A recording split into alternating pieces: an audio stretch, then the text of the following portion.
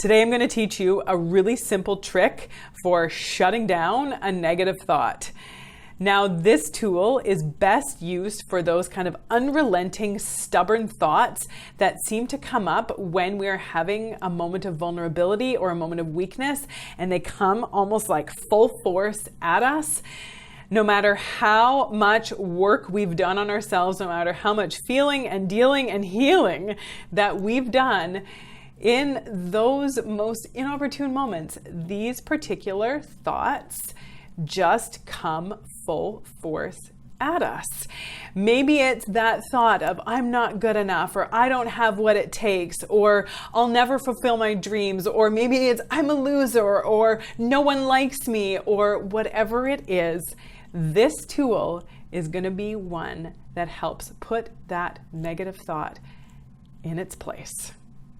If you're new to me and this is the first time we're connecting, welcome. My name is Kristina, and I'm a registered clinical therapist, a researcher, a coach, and an online course creator. I have a master's degree in counseling psychology, and I work to help men and women get through the crap that is holding them back so they can like themselves and their lives more every day.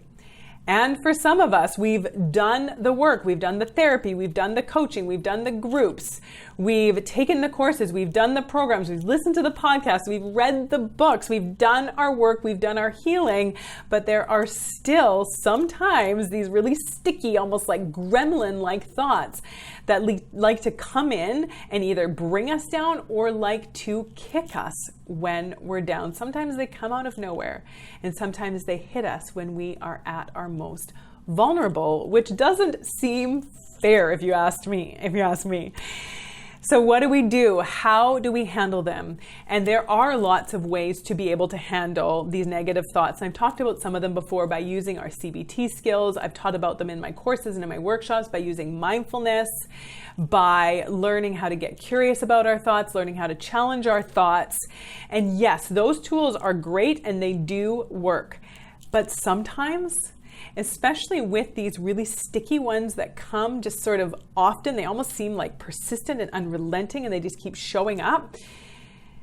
No matter how much we've challenged them, no matter how much we've detached from them, no matter how much we've tried to kind of switch our perspective on them, they just keep showing up. And I'm going to explain why they keep showing up in just a minute, but I want to teach you what you can do about them first.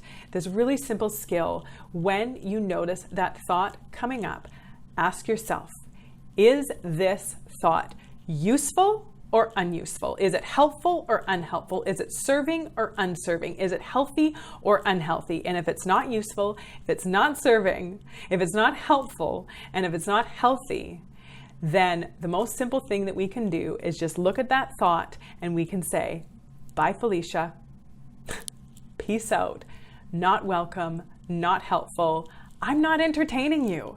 I'm not giving you the time of day.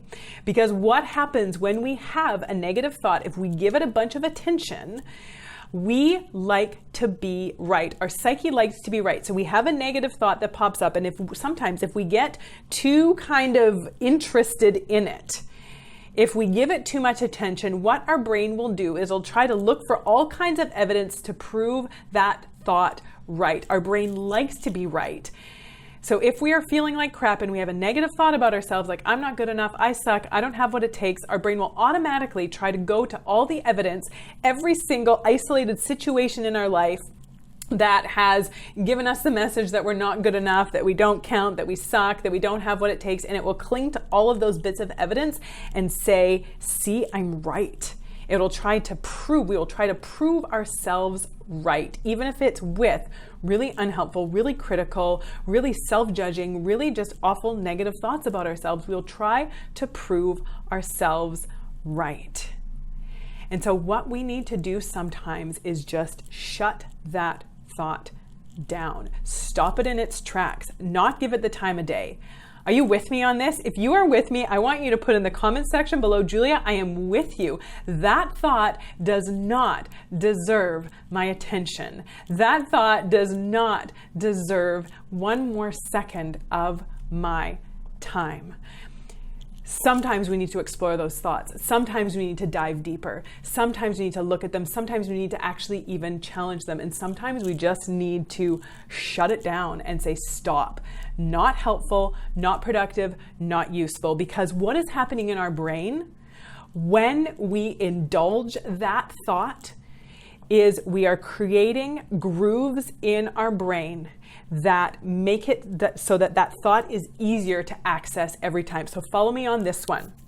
When we have a negative thought, it's because we have programmed our mind, because we've kind of set these pathways, these neural pathways in our brain that are easy to access. So when we are feeling vulnerable, when we are feeling down, when we are feeling depleted, that gremlin, that sticky thought is going to pop up. And if we indulge it, if we engage with it, we are solidifying those neural pathways. We are making that thought easier to access. It almost becomes like a habit. We've created this negative habit for ourselves of going to this thought by always going to this thought. So a simple way to shut it down is to just shut it down. Don't go there. Let it come up, because it's going to come up. We can't control that. We can't stop that from happening, but we can choose what we do with it when it does. And sometimes we just need to say, stop. Bye, Felicia. Peace out, not welcome, not helpful, not serving, not productive, not useful, not sticking around. Shut it down and move on. Don't need to whine about it. We don't need to go on about it. We don't even always need to talk about it. Sometimes we do. Sometimes we just need to shut it down. I want you to try that one, and I want you to let me know how it goes in the comment section below. I want to hear about this one. I want to hear about how this works, because honestly, this one has been game-changing for me in some of those ones that stick in there, that stick on there. And the less we engage it and indulge it, the weaker it gets, and the less likely our brain is to default and go there when we are feeling vulnerable, when we are struggling, when we are feeling down. The less access we have to it, the less often we indulge it. So it becomes weaker, it becomes less accessible, and it doesn't pop up nearly as often when we're not engaging with it.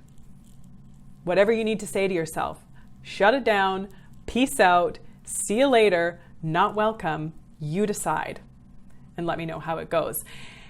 I also have a free download for you all about mindfulness and learning how to not get pulled into our thoughts, how to just notice our thoughts without getting carried along with them.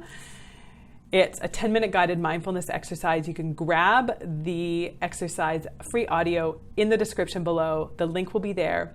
Grab it, listen to it, let me know how you like it. Subscribe to the channel, like the video, share this out, so that we can shut down these negative thoughts together and not get stuck with those yucky gremlins.